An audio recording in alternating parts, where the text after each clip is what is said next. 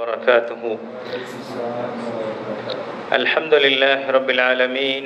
اللهم صل على محمد وعلى آل محمد كما صليت على إبراهيم وعلى آل إبراهيم إنك حميد مجيد.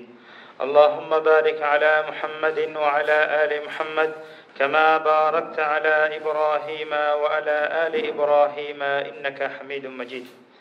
அன்பார்ந்த இஸ்லாமிய சகோதரர்களே, ஹிஜ்ரி வருடம் 1440 ரபியுல் அவ்வல் மாதம் 15ஆம் திகதி புனித மஸ்ஜிது நபவியிலே இமாம் அஷேக் அலி இப்னு அப்துர் ரஹ்மான் அல் ஹுதைஃபி அவர்கள் அத்தீனு அன் நசீஹா, தீன் என்பது உபதேசமாகும் எனும் தலைப்பிலே உரையாற்றினார்கள். ஆரம்பமாக அல்லாஹை புகழ்ந்து நபியின் மீது ஸலவாத்தும் சலாமும் கூறியவர்களாக வருகை தந்திருக்கக்கூடிய மக்களுக்கெல்லாம், அல்லாஹ்வின் நல்லடியார்களே, நீங்கள் நல்ல அமல்கள் செய்து அல்லாஹ்வை நெருங்கிக் கொள்ளுங்கள், தடுக்கப்பட்ட ஹராமான விடயங்களை எல்லாம் தவிர்த்து அல்லாஹ்வை பயந்து கொள்ளுங்கள் என்று தக்வாவை கொண்டு உபதேசம் செய்தவர்களாக. அன்பார்ந்த இஸ்லாமிய சகோதரர்களே, நீங்கள் ஒவ்வொருவரும் நாளை கேள்வி கணக்கு கேட்கப்பட இருக்கின்றீர்கள். கேள்வி கணக்கு கேட்கப்படுவதற்கு முன்னால் உங்களை நீங்களே சுய பரிசோதனை செய்து கொள்ளுங்கள். மறதியிலிருந்து உங்களது உள்ளங்களை உயிர்த்தலை செய்யுங்கள். பாவமான மனோ இச்சைக்கு கட்டுப்பட்டு நடக்கக்கூடிய எல்லா விதமான விடயங்களை விட்டும் உங்களது நப்சை, ஆத்மாவை கட்டுப்படுத்திக் கொள்ளுங்கள். காலம் முடிவதற்கு முன்னால், மரணத்தை அடைந்து கொள்வதற்கு முன்னால், நன்மைகள் செய்வதற்கான சந்தர்ப்பம் நம்மை விட்டு நழுவி போவதற்கு முன்னால் தௌபா செய்து தௌபாவின் பால் விரைந்து கொள்ளுங்கள். நாம் ஒவ்வொரு நாளும் பல வருடங்களை கடத்தி கொண்டிருக்கின்றோம். எத்தனையோ நாட்கள் நம்மை கடந்து செல்கின்றன. ஆனால் வாழ்வுக்கு பின்னால் நிச்சயம் மரணம் என்பதும், மரணத்துக்கு பின்னால் இரண்டில் ஒன்று சுவர்க்கம் அல்லது நரகம் என்பதை நாம் அறிந்தவர்களாக இருக்கின்றோம். எனவே அழிந்து போகக்கூடிய இந்த உலகத்தை நாம் அழிந்து போகக்கூடியது என்று தெளிவாக அறிந்து அந்த நிரந்தரமான மறுமைக்காக அதிகமான நன்மைகளை செய்து கொள்ளுங்கள். அல்லாஹ் அல் குர்ஆனிலே குறிப்பிடுகின்றான், பல் துஸிரூனல் ஹயாத்தத் துன்யா, ஆனால் நீங்கள் உலக வாழ்வை தெரிவு செய்து கொள்கின்றீர்கள். வல் ஆகிரத்து கைரும் வ அபகா, மறுமையோ நிரந்தரமானதும் சிறப்புக்குரியதாகவும் இருக்கின்றது என்று அல்லாஹ் சுப்ஹானஹு வ தஆலா நமக்கு நினைவூட்டுகின்றான். அன்பார்ந்த இஸ்லாமிய சகோதரர்களே, எனவே உங்களுடைய ரப்புடைய அந்த கலாமாகி அல் குர்ஆனின் பக்கம் முன்னோக்கி செல்லுங்கள்.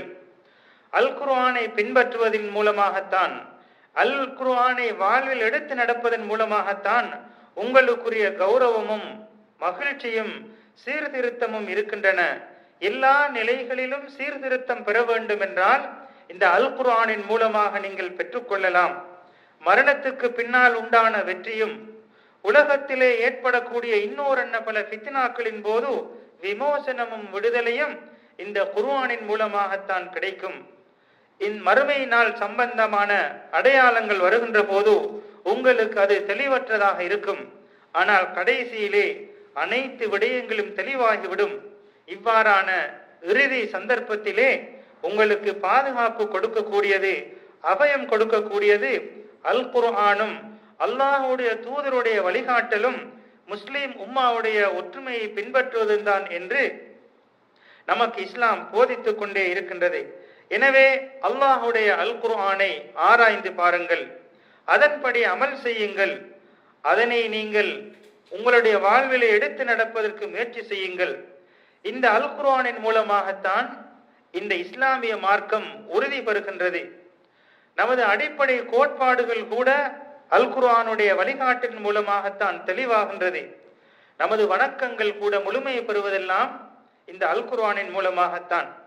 எனவே இந்த அல் குர்ஆனுக்கு விளக்கமாக வந்த நபி ஸல்லல்லாஹு அலைஹி வஸல்லம் அன்னவர்களுடைய ஏராளமான ஹதீஸ்கள் விளக்கமாக குறுகியதாக இருந்தாலும் விளக்கங்களை கொண்ட, பல கருத்துக்களை கொண்ட ஏராளமான ஹதீஸ்களை நாம் காணலாம்.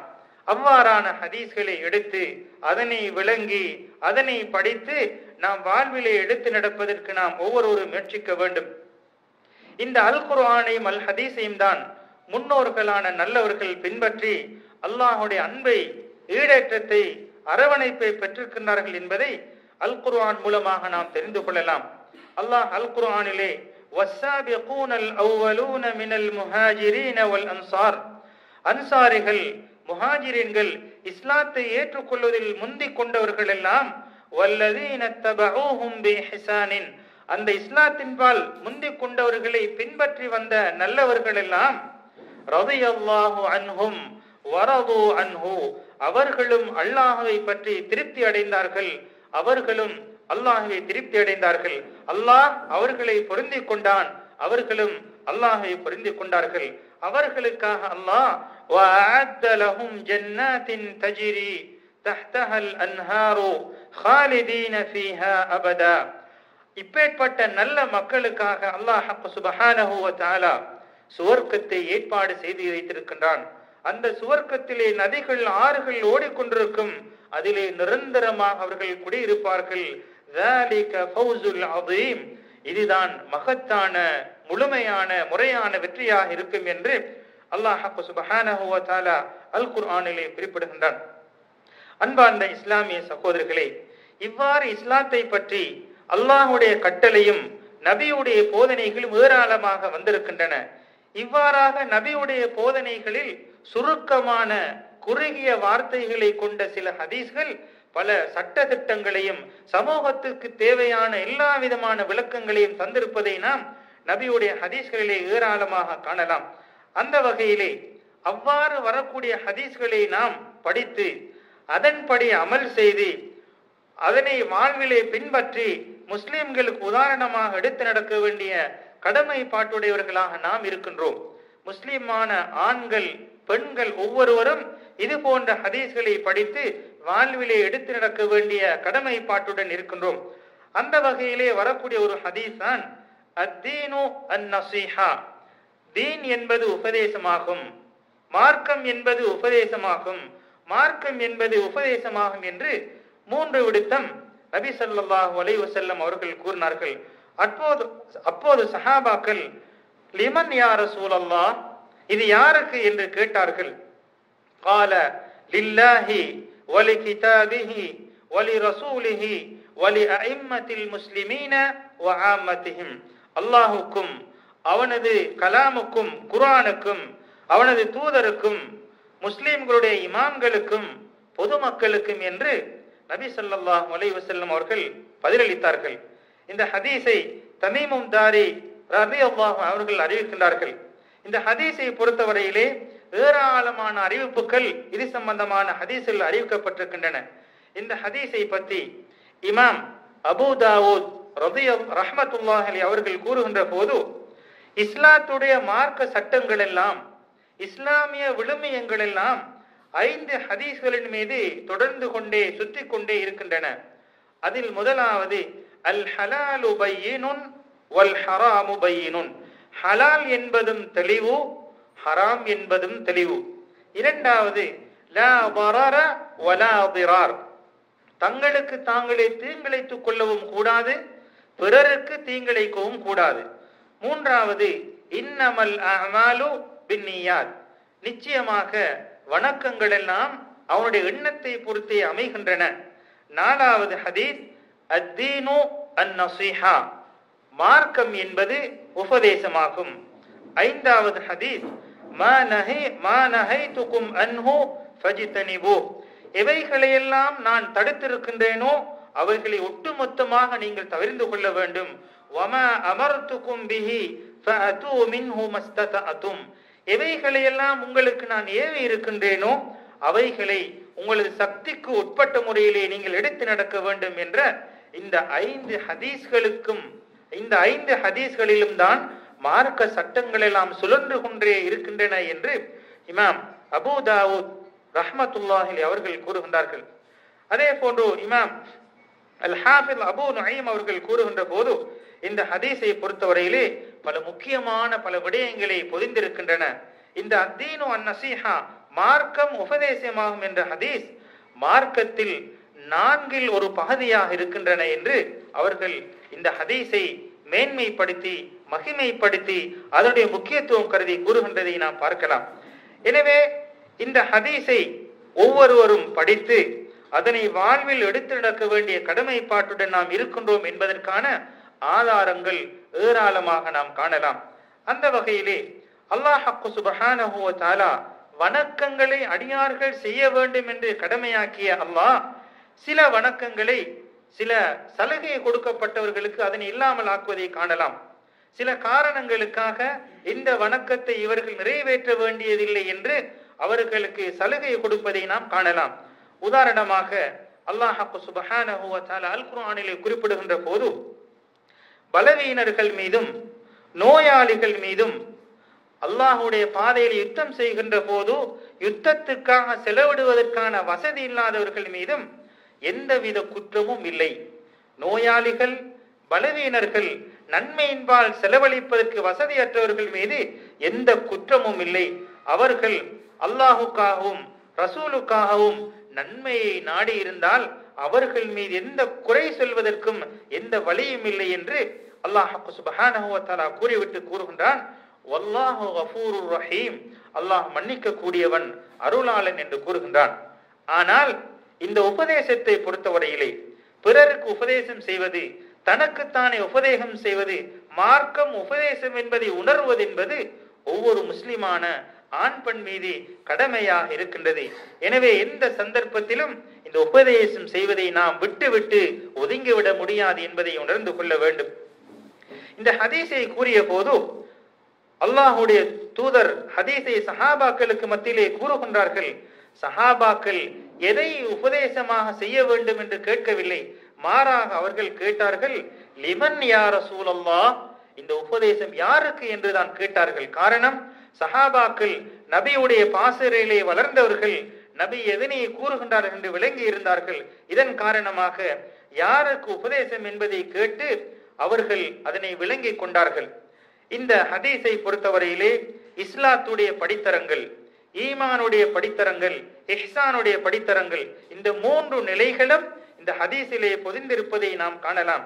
இதன் காரணமாகத்தான் சஹாபாக்கள் கேட்டார்கள், உபதேசம் யாருக்கு கூறியது என்று கேட்டார்கள், எதை உபதேசம் செய்ய வேண்டும் என்று கேட்கவில்லை.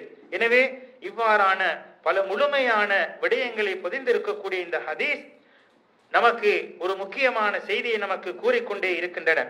இந்த உபதேசம் என்பது ஒருவருக்கு நாம் ஒரு விடயத்தை தெளிவுபடுத்துதல் அல்லது ஒரு கலங்கமான நிலையிலிருந்து தூய்மைப்படுத்துதல் என்ற கருத்தை குறிக்கும். எனவே கலங்கமான நிலையிலே இருக்கக்கூடிய, தெளிவற்ற நிலையிலே இருக்கக்கூடிய ஒரு மனிதருக்கு நாம் உபதேசம் செய்வது, தெளிவுபடுத்துவது என்பதுதான் இந்த உபதேசம் என்பதாக கருதப்படும். இதில் முதலாவது அல்லாஹுக்காக உபதேசம் செய்வது. அல்லாஹுக்காக உபதேசம் செய்வதென்றால் நபி ஸல்லல்லாஹு அலைஹி வஸல்லம் அவர்கள் தெளிவாக நமக்கு கூறியிருக்கின்றார்கள். அல்லாஹுக்காக உபதேசம் செய்வதென்பது அல்லாஹுவை நாம் நேசம் கொள்ள வேண்டும், எல்லா சந்தர்ப்பத்திலும் நாம் அவனுக்கு அடிமைப்பட வேண்டும், நமது பணிவுத்தன்மையை அவனுக்கு பரம் சாட்ட வேண்டும், எல்லா நிலைகளிலும் அவனுக்கு நாம் சிரம் சாய்க்க வேண்டும், கட்டுப்பட வேண்டும். அவன் நமக்கு வழங்கிய மார்க்கத்தை, நற்கூலியை எதிர்பார்த்து அல்லாஹுடைய திருப்பொருத்தத்தை நாடி அதனை பின்பற்றி நடக்க வேண்டும்.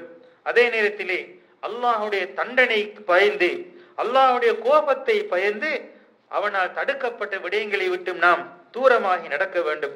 அல்லாஹ் சுப்ஹானஹு வ தஆலா அல் குர்ஆனில் இப்பேற்பட்டவர்களை பற்றி கூறுகின்ற போது, நிச்சயமாக எங்களுடைய அத்தாட்சிகளை விசுவாசம் கொள்ளக்கூடியவர்கள், இதா துக்கிரு பிஹா, அல்லாஹுடைய அத்தாட்சிகளை அவர்களுக்கு முன்னால் கூறப்பட்டால், ஹர்ரு சுஜ்ஜதன் வஸப்பஹு பிஹம்தி ரப்பிஹிம் வஹும் லா யஸ்தக்பிரூன், அல்லாஹுடைய அத்தாட்சிகள் கூறப்பட்டால் அல்லாஹுக்கு சிரம் சாய்ந்து, அல்லாஹுக்கு அடிபணிந்து அவர்கள் பெருமை அடிக்காமல் அல்லாஹ்வை துதிக்கக்கூடியவர்களாக இருப்பார்கள். அது மாத்திரமல்ல, அவர்களுடைய படுக்கையை விட்டு அவர்களுடைய விழாக்கள் எழுந்து அல்லாஹுவை வணங்குவதற்காக, அல்லாஹுடைய திருப்பொருத்தத்தை ஆதரவு வைத்தவர்களாக அல்லாஹுவை வணங்கக்கூடிய மக்களை நாம் பார்க்கின்றோம். அவர்களுக்கு கொடுக்கப்பட்ட செல்வங்களிலிருந்தும் அல்லாஹுக்காக வாரி வழங்குவார்கள். இவ்வாறு அல்லாஹுக்கு உபதேசம் செய்யக்கூடிய நல்லடியார்களை பற்றி இவ்வாறு அல் குர்ஆன் கூறிக்கொண்டே இருக்கின்றது. அதே போன்று அல்லாஹ்வின் தூதர் ஸல்லல்லாஹு அலைஹி வஸல்லம் அவர்கள் கூறுகின்றார்கள், அல்லாஹ் கொடுக்கக்கூடிய நிஅமத்துக்களை, அல்லாஹ் கொடுக்கக்கூடிய வாழ்வாதாரங்களை, அருள்களை எல்லாம் பெற்றுக்கொள்ளக்கூடிய விடயங்களை உங்களது உள்ளத்தின் மூலமாக நீங்கள் நேசம் கொள்ளுங்கள் என்று நபி அவர்கள் போதிக்கின்றார்கள்.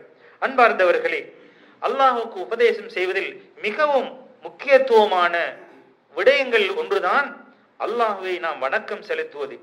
வணக்கங்களை அல்லாஹுக்கு மாத்திரம் செலுத்துவது என்பது அல்லாஹுக்கு உபதேசம் செய்வதில் முக்கியமான ஒரு விடயமாக இருக்கின்றது. அந்த வணக்கத்தை நபி ஸல்லல்லாஹு அலைஹி வஸல்லம் அவர்கள் காட்டிய முறைப்படி நிறைவேற்றுவதோடு எவ்வாறு அதனை செய்தார்களோ அந்த முறையில் நிறைவேற்றுவதற்கு நாம் முயற்சிக்க வேண்டும். அதே போன்று அல்லாஹுக்காக நிறைவேற்றப்படக்கூடிய வணக்கங்களான பிரார்த்தனைகள், உதவி புரிதல், அதே போன்று பரம் சாட்டுதல், இவைகளை எல்லாம் கலப்படமற்ற முறையிலே அல்லாஹுக்காகவே மாத்திரம் நிறைவேற்றுவதுதான் முக்கியமான உபதேசமாக இருக்கின்றது. அதே போன்று அல்லாஹ் சுப்ஹானஹு வ தஆலாவை நாம் வணங்கப்படக்கூடியவனாக நாம் ஏன் ஆக்கி இருக்கின்றோம் என்பதை தெரிந்து கொள்ள வேண்டும். அதில் முதலாவது, அல்லாஹு தஆலா முழுமையானவனாக பரிசுத்தமானவனாக இருக்கின்றான். அவனிடத்திலே இருக்கக்கூடிய பண்புகள் எந்த குறைபாடுகளுக்கும் அப்பாற்பட்டதாக இருப்பதை நாம் காணலாம்.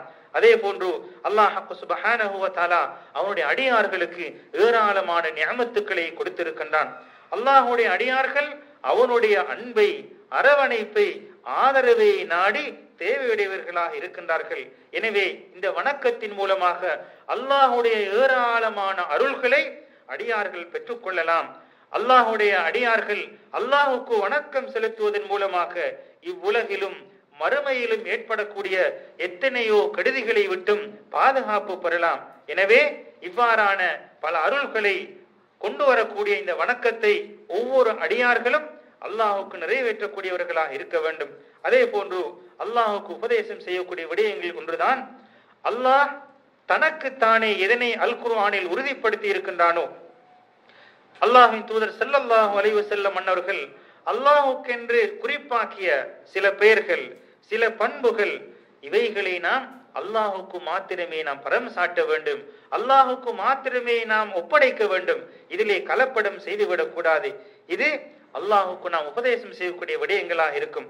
அபூ உமாமா ரலியல்லாஹு தஆலா அவர்கள் அறிவிக்கக்கூடிய ஒரு செய்தியிலே நபி ஸல்லல்லாஹு அலைஹி வஸல்லம் அவர்கள் கூறுகின்றார்கள், ஹதீஸுல் குதீஸிலே வரக்கூடிய ஒரு செய்தி, எனது அடியான் என்னை வணங்கக்கூடிய விடயங்களில் மிகவும் விருப்பத்துக்குரியது அந்நுஸ்ஹுலி, எனக்கு உபதேசம் செய்வது என்று அல்லாஹ் கூறுகின்றான். அவ்வாறென்றால் அடியான் அல்லாஹுக்கு கலப்படமற்ற முறையிலே வணக்கம் செய்வதுதான் அல்லாஹுக்கு மிகவும் விருப்பமானது என்பதை இந்த ஹதீஸ் நமக்கு வலியுறுத்தி கொண்டே இருக்கின்றன.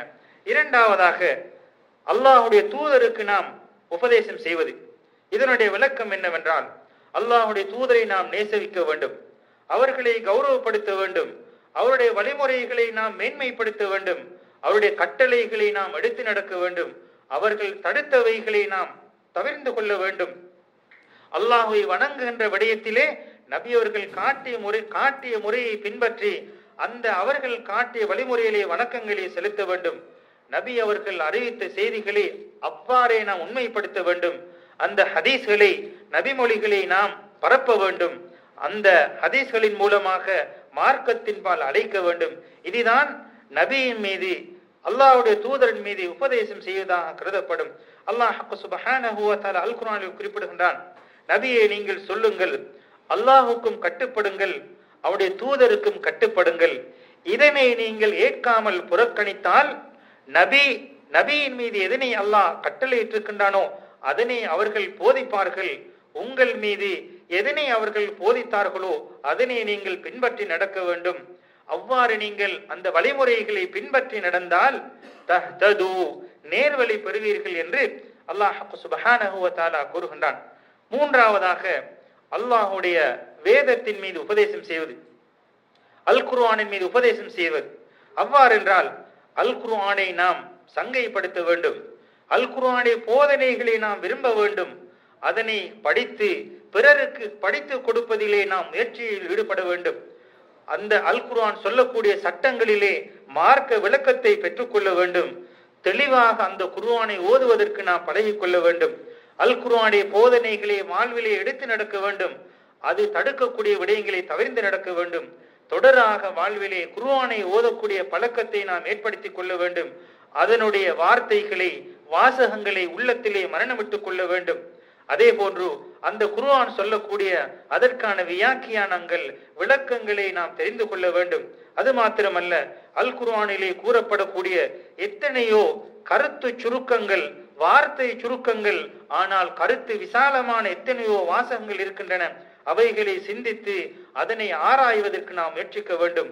அதே போன்று அல் குர்ஆனுடைய அழகிய போதனைகளை தங்களது வாழ்விலே ஒன்றாக எடுத்து நடப்பதற்கு பழகிக் கொள்ள வேண்டும். அதே போன்று அல் குர்ஆனுக்கு எதிராக, அசுன்னாவுக்கு எதிராக யாரெல்லாம் போர்க்கொடி தூக்குகிறார்களோ, எதிராக செயல்படுகிறார்களோ, அதற்கு எதிராக மறுத்துரைப்பதற்கு, அதனை எதிர்ப்பதற்கு நாம் முயற்சிக்க வேண்டும். அதே போன்று அல் குர்ஆனுக்கு எதிராக வரக்கூடிய எல்லா விதமான விடயங்களையும் மறுத்துரைப்பதற்கு நாம் முயற்சிப்பதோடு, அவ்வாறான குர்ஆனுக்கு முரண்பட்டவர்களை, குர்ஆனுக்கு புறம்பாக நடக்கக்கூடியவர்களுடைய விடயத்திலே எச்சரிக்கையுடன் நடந்து கொள்ள வேண்டும்.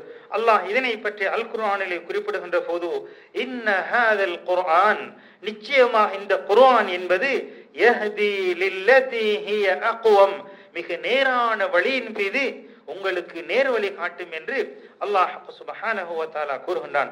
அன்பார்ந்தவர்களே, இந்த ஹதீஸிலே வரக்கூடிய 4வது விடயம் முஸ்லிம்களுடைய இமாம்களுக்கு, தலைவர்களுக்கு உபதேசம் செய்வது.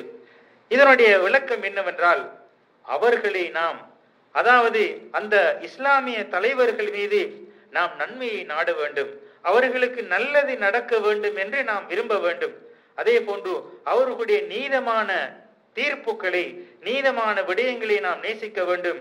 அவர்களுக்கு நல்ல விடயங்கள், அல்லாஹுடைய அருள் கிடைக்க வேண்டும், தெளிவான மார்க்க சட்டங்கள் கிடைக்க வேண்டும் என்று கிடைப்பதை வைத்து நாம் மகிழ்ச்சி உற வேண்டும். அதே போன்று அந்த தலைவர்களுக்கு நாம் ஒருபோதும் சதிஸ் மோசத்தில் ஈடுபட்டு விடக்கூடாது, அவர்களுக்கு துரோகம் செய்து விடக்கூடாது, அவர்களுக்கு எதிராக ஒருபோதும் வெளிப்பட்டு விடக்கூடாது, அவர்களுக்கு எதிராக ஆர்ப்பாட்டத்திலே நாம் ஈடுபடக்கூடாது. உண்மையின் மீது அவர்களுக்கு ஒருவருக்கு ஒத்துழைப்பாக இருக்க வேண்டும். பாவம் இல்லாத விடயங்களிலே அவர்களுக்கு கட்டுப்பட வேண்டும். அவர்களுடைய தீர்ப்புகள், அவர்களுடைய நடவடிக்கைகள் உண்மைக்கு நேராக நிகழ வேண்டும் என்பதிலே அல்லாஹ்விடத்திலே நாம் பிரார்த்தனை புரிய வேண்டும். எங்களது தலைவருடைய நடவடிக்கைகள் உனக்கு பொருத்தமான முறையிலே அமைய வேண்டும் என்று அவர்களுக்காக நாம் அல்லாஹ்விடத்திலே பிரார்த்தனை புரிய வேண்டும். அபூ ஹுரைரா ரலியல்லாஹு தஆலா அவர்கள் கூறுகின்றார்கள், அல்லாஹ் சுப்ஹானஹு வ தஆலா 3 விடயங்களை உங்களிடத்திலே ஏற்றுக்கொள்ளக்கூடியவனாக, பொருந்திக் கொள்ளக்கூடியவனாக இருக்கின்றான். அதில் ஒன்று, நீங்கள் அல்லாஹுக்கு வணங்க வேண்டும், அவனுக்கு ஒருபோதும் இணை வைத்து விடக்கூடாது. 2வது, அல்லாஹுடைய கட்டளையை நீங்கள் பின்பற்றி ஒற்றுமையாக இருக்க வேண்டும், வேற்றுமை பட்டுவிடக் கூடாது. 3வது, உங்களுக்கு பொறுப்பாளர்களாக நியமிக்கப்பட்டவர்களுக்கு நீங்கள் உபதேசம் செய்ய வேண்டும், இவர்களுக்கு எதிராக நீங்கள் கிளர்ந்து விடக்கூடாது என்று நபி ஸல்லல்லாஹு அலைஹி வஸல்லம் அவர்கள் கூறுகின்றார்கள்.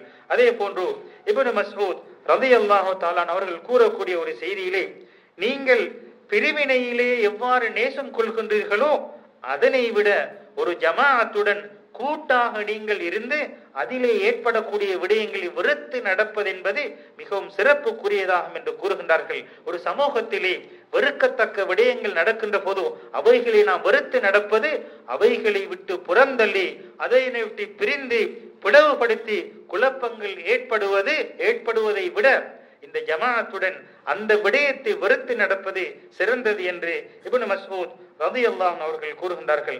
அன்பார்ந்தவர்களே, எனவே சுருக்கமாக சொல்வதென்றால் இந்த உபதேசம் என்பது நமக்கு உள்ளத்திலே சாந்தியையும் அமைதியையும் வெற்றியையும் தரக்கூடியதாக இருக்கின்றன.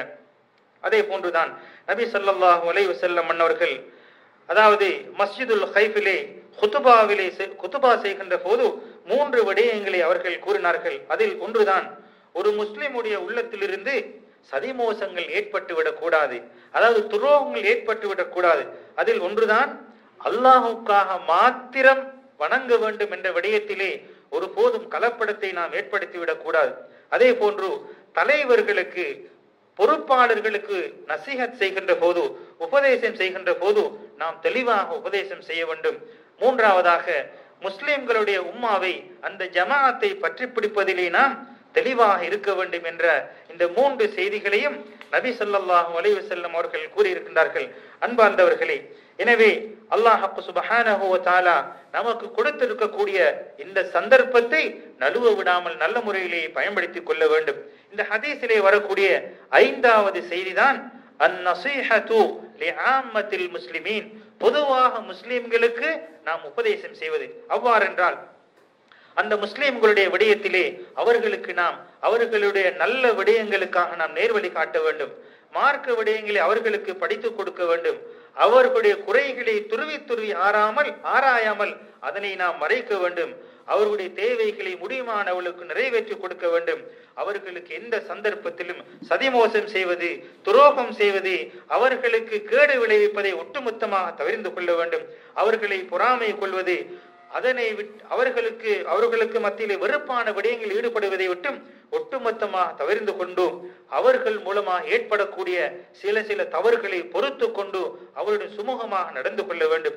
அன்பார்ந்த இஸ்லாமிய சகோதரர்களே, இந்த உபதேசம் செய்வதென்பது, இந்த தீன் அன்-நஸீஹா என்பது நபிமார்களுடைய பண்பாக இருக்கின்றன. நபி ஸல்லல்லாஹு அலைஹி வஸல்லம் அவர்களுடைய பண்பை பற்றி அல்லாஹ் குறிப்பிடுகின்ற போது அல் குர்ஆனிலே குறிப்பிடுகின்றான், உங்களிலிருந்தே உங்களுக்கு ஒரு தூதர் வந்திருக்கின்றார். அவர் எப்பேற்பட்டவர் என்றால், உங்களுக்கு ஏதாவது கஷ்டங்கள் நடந்து விட்டால், உங்களுக்கு ஏதாவது துயரமான நிலைகள் நடந்து விட்டால் அவர்கள் மிகவும் வருத்தப்படுவார்கள். உங்களுக்கு நல்லவைகள் நடக்க வேண்டும் என்று பேராசை கொள்வார்கள். உங்கள் மீது இரக்கப்படுவார்கள் என்று நபி ஸல்லல்லாஹு அலைஹி வஸல்லம் அவர்களை பற்றி அல்லாஹ் சுப்ஹானஹு வ தஆலா கூறுகின்றான். இதே போன்று நபிமார்கள் நூஹ் அலைஹிஸ்ஸலாம் அவர்கள், ஹூத் அலைஹிஸ்ஸலாம் அவர்கள், அதே போன்று சாலிஹ் அலைஹிஸ்ஸலாம் அவர்கள் எல்லாம் உங்களுக்கு நாங்கள் எத்தி வைத்து விட்டோம், உங்களுக்கு நாங்கள் உபதேசம் செய்யக்கூடியவர்களாக இருக்கின்றோம் என்று ஏராளமான திருக்குர்ஆன் வசனங்களை நாம் காணலாம். எனவே இந்த உபதேசம் செய்வதென்பது முஃமின்களுடைய பண்புகளில் ஒன்றாக இருக்கின்றது. எனவே இந்த உபதேசம் செய்கின்ற விடயத்தை நாம் வாழ்விலே எடுத்து நடப்பதற்கு நாம் முயற்சிக்க வேண்டும்.